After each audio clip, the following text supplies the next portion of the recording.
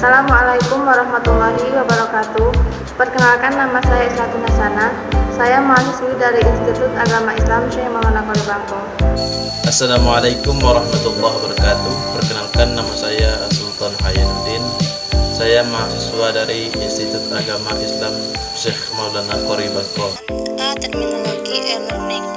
E-learning adalah sebagai usaha untuk membuat sebuah transformasi proses belajar mengajar yang ada di sekolah ke dalam bentuk digital yang dijembatani oleh teknologi internet. E-learning memungkinkan proses belajar mengajar yang biasa dilakukan di dalam suatu ruangan kelas menjadi virtual yang live.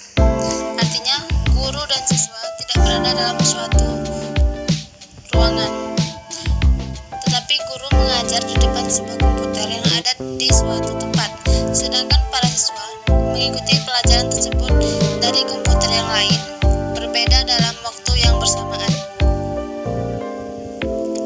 Siswa diminta untuk belajar terlebih dahulu melalui modul-modul yang berisi materi pelajaran via situs. Siswa juga mengerjakan latihan dan tugas rumah secara online. Sistem informasi manajemen e-learning. Pengantar e-learning mengandung pengertian yang sangat luas sehingga banyak pakar yang menguraikan tentang definisi e-learning. Ciri-ciri e-learning. Adapun ciri-ciri e-learning adalah sebagai berikut. B. Memiliki konten yang relevan dengan tujuan pembelajaran. Menggunakan metode instruksional, misalnya penyajian contoh dan latihan. Menggunakan elemen-elemen seperti kata-kata dan gambar-gambar untuk menyampaikan materi pembelajaran. Membangun pemahaman dan kemampuan yang terkait dengan tujuan pembelajaran baik secara perseorangan atau kelompok.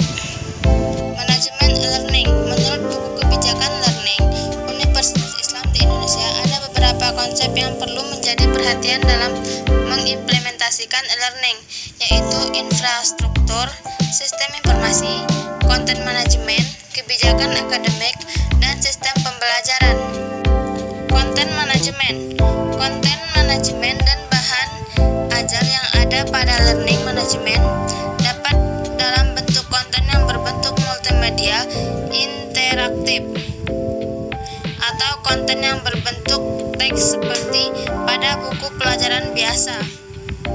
Kebijakan akademik. Proses pendesainan kebijakan akademik meliputi 7 tahapan. Yang pertama, tahap pengkajian persoalan. Yang kedua, penetapan tujuan dan sasaran kebijakan. Ketiga, penyusunan model. Keempat, perumusan alternatif kebijakan. Kelima, penentuan kriteria pemilihan alternatif kebijakan. Keenam, penilaian alternatif kebijakan.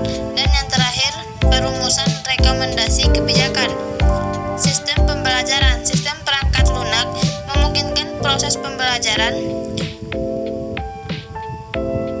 yang biasa dilaksanakan secara virtual atau melalui dunia maya. Langkah-langkah pembelajaran. Yang pertama, yaitu belajar di waktu dan tempat yang sama. Yang kedua, belajar di waktu yang berbeda tetapi di tempat yang sama. Ketiga, kondisi, yaitu belajar di waktu dan tempat yang berbeda. Untuk model belajar seperti ini kita memerlukan infrastruktur internet. Kesimpulan, peningkatan kualitas manajemen pengimplementasian learning pada lembaga terutama PTKIN di daerah juga perlu dilakukan agar mampu menghadapi situasi seperti saat ini. Sekian dari kelompok kami, lebih dan kurang kami mohon maaf. Wassalamualaikum warahmatullahi wabarakatuh.